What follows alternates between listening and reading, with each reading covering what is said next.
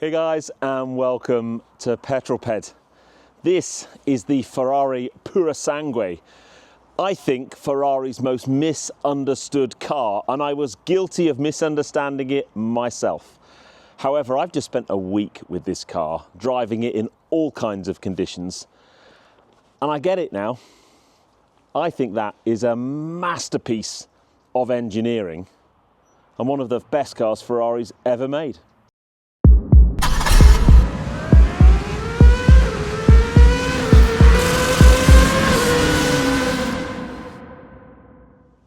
First up, I think the mistake many people fall into is asking the question, why would Ferrari make an SUV? We can debate whether or not this is an SUV, but it's certainly Ferrari's first four-seat, four-door car. But if you speak to the guys at Ferrari, the reason they made this car isn't probably what you think. They had customers with multiple Ferraris, two-seat Berlinettas or Spiders, amazing performance cars. Even the FF was a more practical car. But there was never a car in the Ferrari lineup to do normal stuff. Take the family away for the weekend, pick up the kids from school. So you'd find a Ferrari owner with a string of Ferrari cars, and at the end of that lineup would be a Bentley Bentayga or a Range Rover or, heaven forbid, a Lamborghini Urus. So Ferrari made this car for their multiple car owners, a car that they could use every day. And I think they should be celebrated for that. The next job, though, is to say, okay, we're going to make a bigger format car. It needs 4 seats, it needs 4 doors, it needs a completely brand new architecture, and I think that is where this car becomes really, really interesting. And up front is the iconic naturally aspirated V12. So let's pop the bonnet and chat about that. But actually, the engine, although it's the tour de force in this car, isn't for me the most interesting bit about this car. There is plenty to discuss. So underneath this beautifully sculpted clamshell bonnet is a 6.5 litre naturally aspirated V12. Now, this engine is derived from similar units you'd find in things like 812 Superfast and Competizione, although there's a lot of work being done to this engine in terms of the way airflow management, inlets, internals, to make it fit for purpose, for the purpose of a 4-seat family car. Its performance, however, unsurprisingly, is still stellar. 725 horsepower and 716 newton meters of torque, 80% of which is still available at 2,100 RPM. So lots of low down grunt, which is just the kind of thing you want in a car like this. It's sat so far back in the body as well. We'll come on to handling very shortly. The power is fed through an 8-speed DCT gearbox, which is super slick, and then through a very trick 4-wheel drive system. And I've driven a number of Ferrari V12s. I kind of knew the characteristics that I would expect, and it delivers both in terms of performance and in terms of audible engagement and noise. The bit I find most fascinating about this car are these things: the active suspension system. Now, we're all familiar with active suspension systems in cars. Normally you've got some kind of coil spring and an active damper, which may well have oil in there, which you can change the viscosity with magnetic fields and that kind of stuff. Not in this car. On each corner of this car is effectively an electric motor with worm gears, and that's the thing that controls each corner of the car. It's run off a 48-volt system, which interestingly also controls the rear door opening mechanism. And don't be fooled, just because it's a 48-volt system, don't think this is a mild hybrid. It's not, it's naturally aspirated. But Ferrari call this Ferrari Active Suspension Technology, and it is a very clever system. You've got up to 3 different ride firmness settings: soft, medium and hard when you're up in sport mode on the Manettino. And the ride quality and the driving dynamics of this car are the thing that's impressed me the most.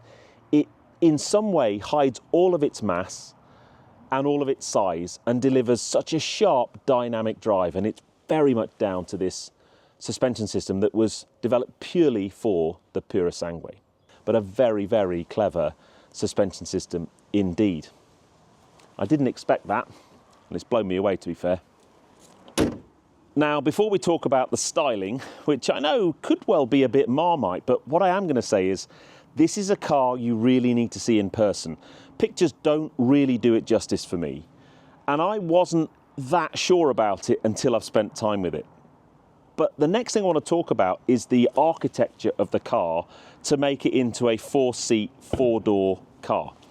No great surprise really, a standard opening door for the front passengers. There's nothing special about that. But Ferrari opted for rear hinged suicide doors to get into the back of the car. And they did that for a couple of reasons. And firstly, it's about the ingress and egress into the rear of the car.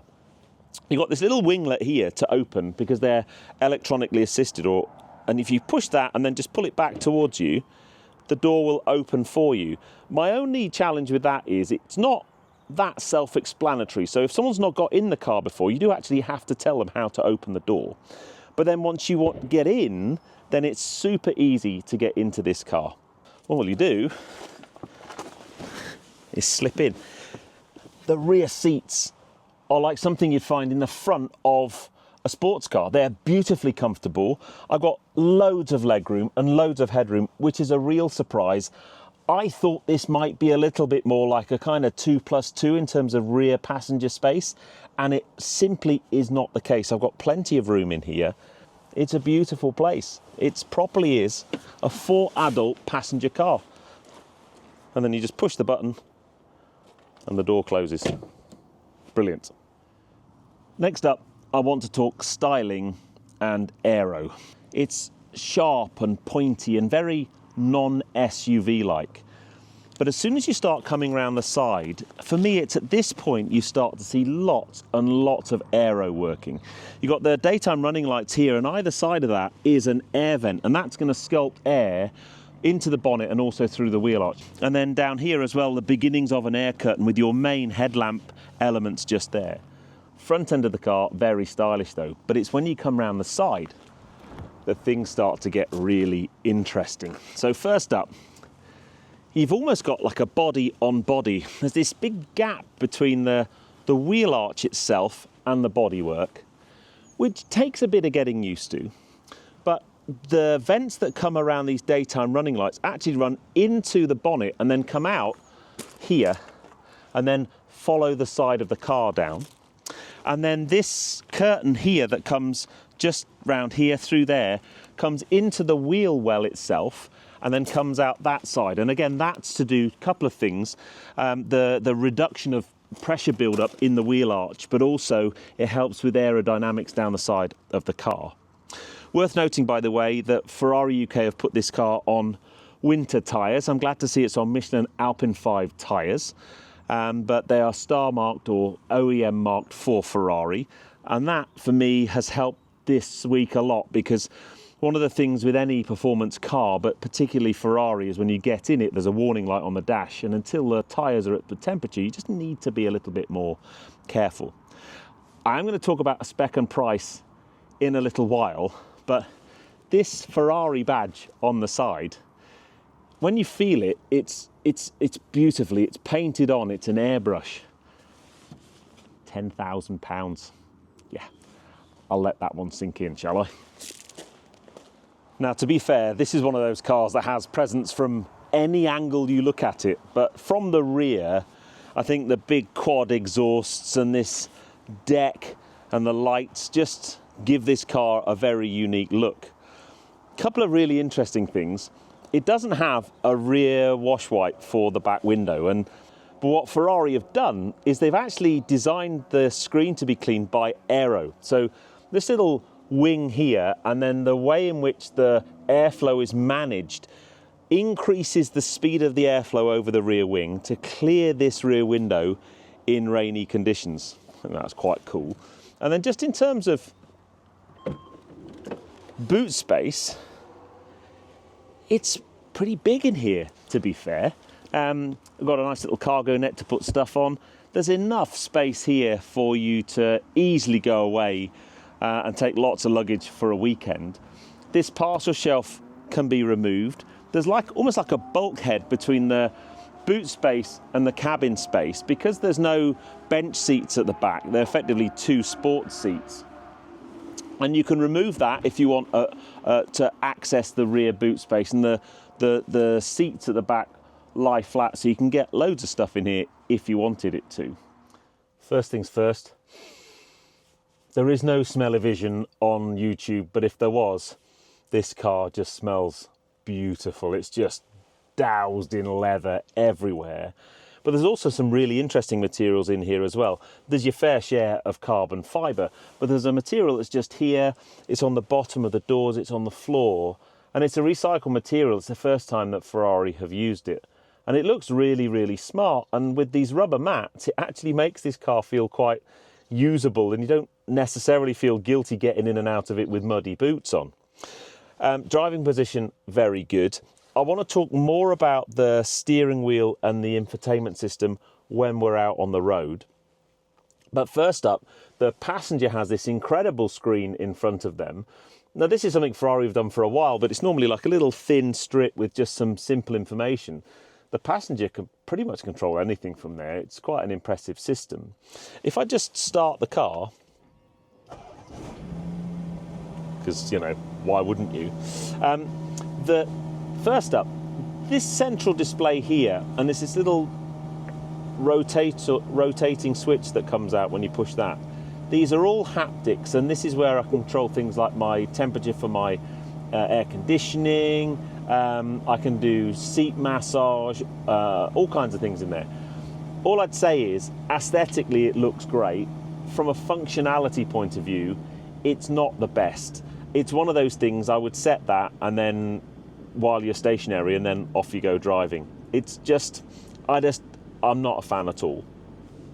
I do, however, want to talk about spec a little bit. Now, if you have to ask how much a Purosangue is, you are not the target audience. And for the vast majority of you watching this, as with me, this is a car of my dreams, not a car of reality. They are hugely expensive things. And this car is spec'd very well. So first up, colour-wise. Now, Ferrari always spec their press cars in pretty leery colours so that they look great on magazines. And the exterior colour is called Azzurro Dino. It's a very kind of historic Ferrari colour. But the Purosangue starts at £313,501, which is a lot. But a few of the options, I'm not going to go through them all, because there's a significant list. I've mentioned the hand airbrushed Scudetto shields on the side of the wing. They are £9,500. Ouch. All of the wheel arch carbon fibre, the rear diffuser, the front diffuser, that's a lot of carbon and a lot of money. Front lifter, £4,400. Special livery design, £14,500. The paint, it's a special 2-layer paint colour, £22,500. So, all in all, the car we sat in was £487,500. Yep, best part of £500,000. Now, I'd look at that, and because of that, and because of the format, I never really got the car. But what I wanted to do to try and get my head around it was to really use it, to take it on a drive. And Ferrari were most keen on me doing that. So earlier this week, I just went for a drive for the day. That's why the car's so dirty. I didn't wash it either because it's really cold at the moment. So how did I get on with my drive?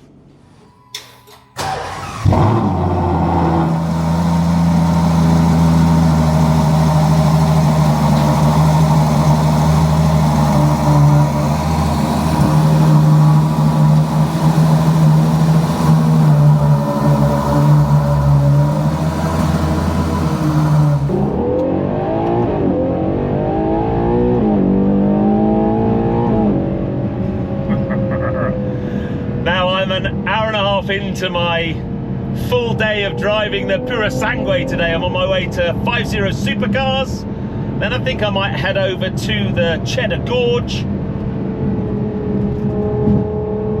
And I just want to immerse myself in the car for a day. And so far, I'm getting my head around it. and it's not what I thought it was going to be at all. And first up, the dominating thing for the whole driving experience is that V12 up front. It's a spectacular thing. And this car is properly quick.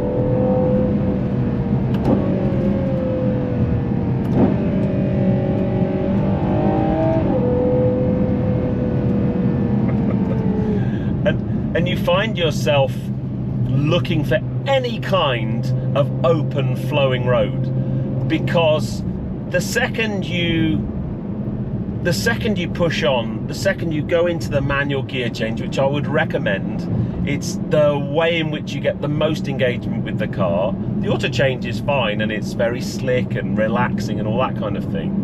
And when you're on a motorway or dual carriageway, you probably just want to stick it in auto and let it sit up in the 8th gear because it cruises so beautifully. But the manual change for that ultimate level of engagement is something else. Really is something else.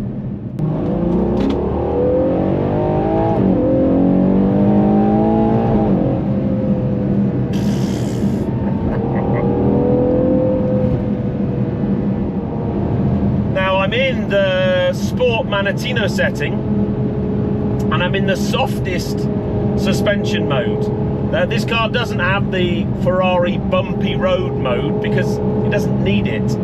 It's got this softest suspension setting, and what that does to the ride quality is it just makes it float over the bumps. It's a firmly sprung car, but it's just dealing with everything so well. And all you need to do to change into the harder suspension setting is just push the Manettino down. Now, in sport mode, you have 3 suspension firmness settings: soft, medium, and hard. I'm in soft at the moment, so if I just go up into this is the hardest one, and clearly it's not going to come across on camera. But it does firm things up significantly. And actually, if I was in Europe on a nice flowing French road, hard would probably be fine. The medium setting is obviously in between the two. I just really like the softer, damper setting. You don't get a huge amount of roll in the car, but the way this suspension works is so clever, and it just gives you that settled feeling in the car. And then you couple that with the front end grip you get when you turn in. It's just exceptional.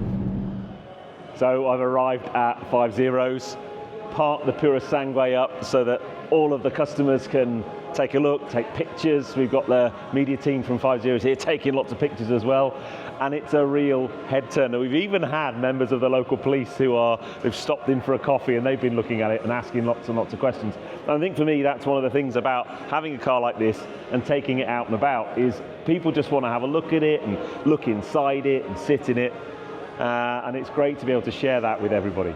Anyway.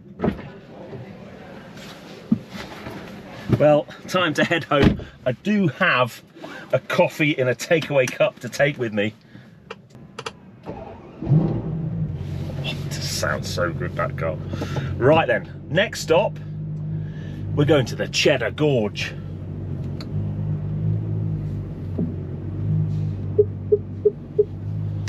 I absolutely love coming here. Always so many car enthusiasts to chat to, nice cars to look at, and when you come in a car like this, it's always great because people like to have a look, and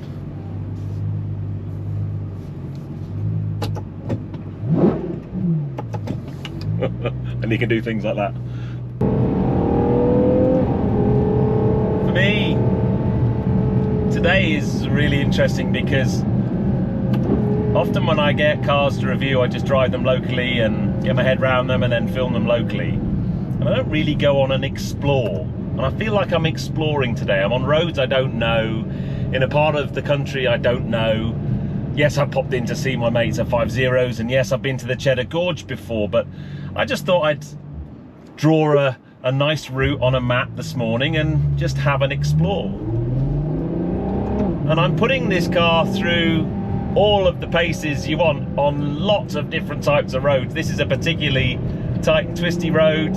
The tarmac's not brilliant. It's quite narrow in places. And I have to say, when you know the value of this car and you've got buses and lorries coming the other way and the road's so narrow, it is a little bit, you know. But put that to one side, I'm having an absolute hoot.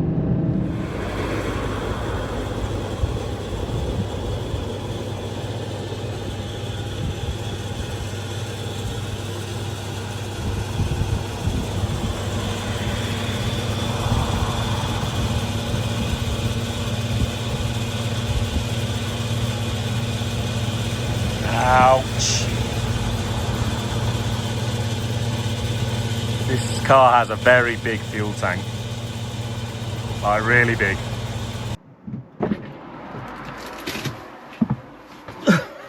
Ouch. So the downside of doing a road trip in a Ferrari Purosangue is 125 quid to fill it up, and it still had about 50 miles of range. Oh my God. Oh dear. I've now got 248 miles, so 125 quid, 200 miles.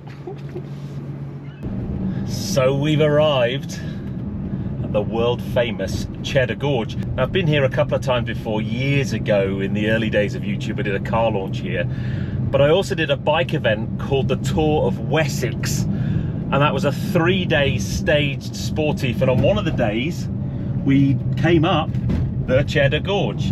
Now I'm going to put it into manual. This is not the kind of road that you drive up quickly, because it's loads and loads of hikers around, but in terms of amazing, beautiful road, this is it for me. Look at it. And I kind of wanted to come here because I wanted to, when you come out for a day's driving purely for the joy of driving, which is what I've done today, just spend a whole day driving a Ferrari, you want to come to amazing roads. And this reminds me so much of the kind of mountain passes that you'd find in the Alps or the Pyrenees. It's a bit tight and a bit twisty, but goodness me, is it spectacular. Just look at it. It's an incredible, incredible bit of road, this. And it makes me think, you know, the Purosangue, the kind of long European road trips and taking it to the mountains. This is as close as I could get today with the time frame that I had. But yeah, what a thing. And you've got the sound bouncing off the walls. Here we go.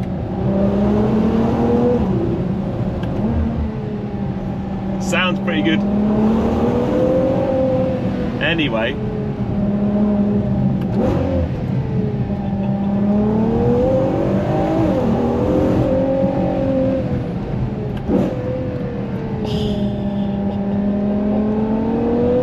I'm not actually going that fast, I'm just cycling between first and second gear. I'm just enjoying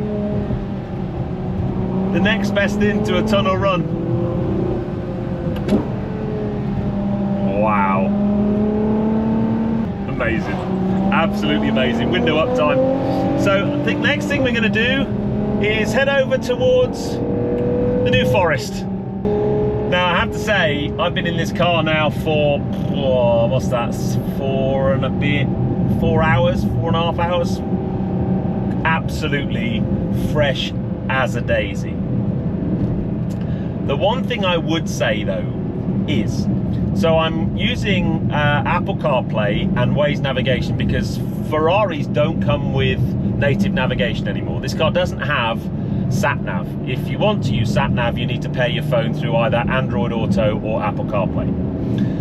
And the Apple CarPlay screen is nice and big right in the middle of the central dash, but that's the only screen I've got in the car, and that's also the dash or the screen that would normally show the rev counter. And I'm not able to have Apple CarPlay running with my nav and see the rev counter at the same time. when I go to use Apple CarPlay, the rev counter disappears, and I've got a little display on the left-hand side that shows me my speed in miles per hour and kilometers an hour, and which gear I'm in and whether I'm in manual or auto change.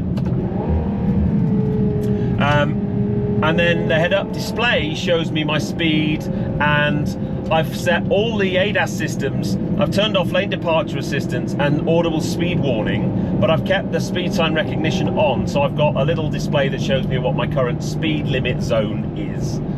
But I can't have the rev counter showing. Now, it's not so much of an issue because in this car, firstly, you hear the revs, and there's actually change-up lights that appear here on the steering wheel as you reach the top end of the rev range and you need to change gear. So you kind of drive by the lights if you're really pushing on. And if you're in auto, it wouldn't matter anyway. But it's a shame because if you were to drive something like an Audi R8, it's a very similar setup. It's got the Audi virtual cockpit, it's got the central display for Apple CarPlay, but then on the left and right hand side, on one side is an odometer, on the other side is a rev counter with traditional views, and I think that would just be so much better. It's difficult because I drove the 12-cylinder this week, and in the 12 Cilindri, there's two screens. They've got a separate nav screen in the middle here, and I think that would be a much better solution. But unfortunately, the architecture's already nailed in for the Purosangue. Bit of a shame. The more time I spend in the car, you get used to indicating by pushing this little button with your thumb and the fact that everything's on the steering wheel. But it's not just the view and the lack of rev counter when you're using CarPlay that is challenging. You get used to that. The biggest challenge for me is that, and this reminds me very much of when I first started using Apple CarPlay when I had an Audi S4, is that the CarPlay interface is designed to be a touch screen, and I can't use touch screen on that. I have to use the little cursor on the steering wheel, which is haptic. Now, I'm not sure which of the videos is going to come out first, this or my 12-cylinder, but in the 12-cylinder video, I kind of say I'm not a massive fan of the haptic controls on the steering wheel. They are fiddly to use, and unfortunately, when you're trying to use CarPlay and drive at the same time, they are bordering distracting, and I wouldn't recommend it. And one of the challenges with that is if you've got a touchscreen CarPlay interface, you can quite easily change things, whether that's, you know, changing to the next podcast or the next radio station, whether that's moving from an audio app to your navigation. You can do that really easily. With this touchscreen, you kind of can't. So the best way to think about it is you set it going while you're stationary, drive off, and if you need to make any changes, you just need to pull over to one side of the road and do it then. Otherwise, you end up making changes as you're driving along, and I just don't think that's a great idea. So the big difference in the 12 Cilindri is that it's in a central screen and you've got touch. So it's easy to interact with CarPlay. In this Purosangue, not so much. And in a long day, if it's a short journey, it's not a problem. You're probably not using nav anyway. You can pair your phone and still have the rev counter. You just can't see CarPlay. But on a longer journey, when you want to, you know, I'm in the car for hours at a time, I'm listening to multiple podcasts or music or whatever, that interaction with CarPlay becomes a bit more of a challenge. And I think that lets the car down quite a bit. And these haptic buttons, not only do they lose the special feel, especially the start-stop button, but just the man-machine interface between me, these buttons, and that CarPlay application isn't great. The beautiful New Forest, I absolutely love it here. Bewley's over that way. I didn't pop in because it's getting late and the light is fading, but I wanted to come down this road because it's just such a great bit of road. I came down here in an Aston Martin years ago when I'd been to Simply Aston at Bewley. Just this little sweep of bends. You can't go fast down here because it's a 40. There's lots of horses and cows and animals on the forest.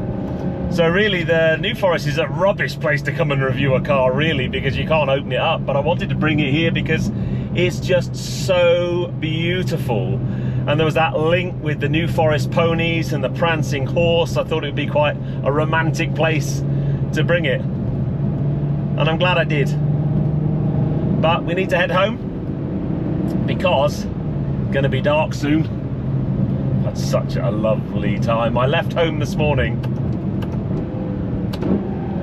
at about 9 o'clock and it's currently 20 to 4. I've been driving a long time.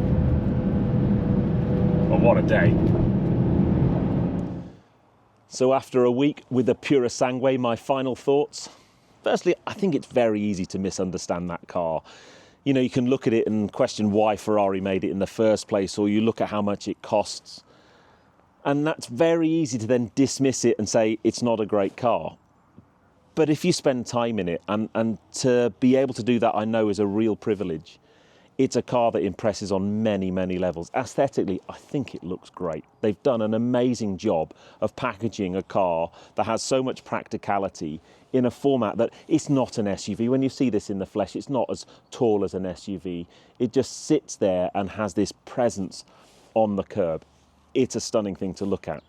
But the driving dynamics, it pulls off such a clever trick. First up, any car in today's world with a naturally aspirated V12 has to be celebrated, and that's one of the best. It revs so freely, the gearbox is slick and quick, and then it's got quite a long wheelbase to be able to get 4 passengers in and out of it, but the rear steer 4-wheel drive system, and then coupled with that active damping suspension system, just makes that car drive like a small hatch. It shortens the wheelbase incredibly. It's got such a lovely turn in. You can get on the throttle really quickly because it's got 4-wheel drive. It gives you huge amounts of confidence, even in the wintry conditions I've been driving in this week. It really does drive like a small car. Very, very impressive. And the soundtrack that goes with that is magnificent.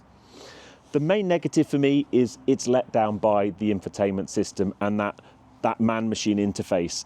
The fact you've got CarPlay on the main instrument binnacle and you can't have the rev counter showing, and then you have to manage CarPlay through the haptic buttons on the steering wheel, which I'm not a fan of at all. And then the main HVAC controls with that little rising, rotating dial, all of that being haptic. I just think that lets the car down massively. And I think that if they do a Purosangue M, a midlife refresh, my advice would be ditch the haptics, go back to the traditional buttons.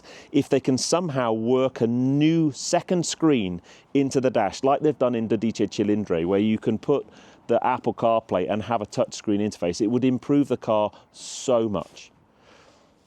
I'm being picky on that one, but for me, it really does let the car down. But there aren't many other negatives you can say about it, really. I've absolutely loved my time with that car. Sadly, it goes back tomorrow. I'd love to know your thoughts. Put in the comments below, what do you think of the Purosangue? But for now, I'm going to love you and leave you. If you enjoyed that, please give me a thumbs up. Comments below are always welcome. And if you haven't done so already, please subscribe to Petrol Ped for plenty more content to come. And I'll see you on the next film. You take care, guys. Drive safe.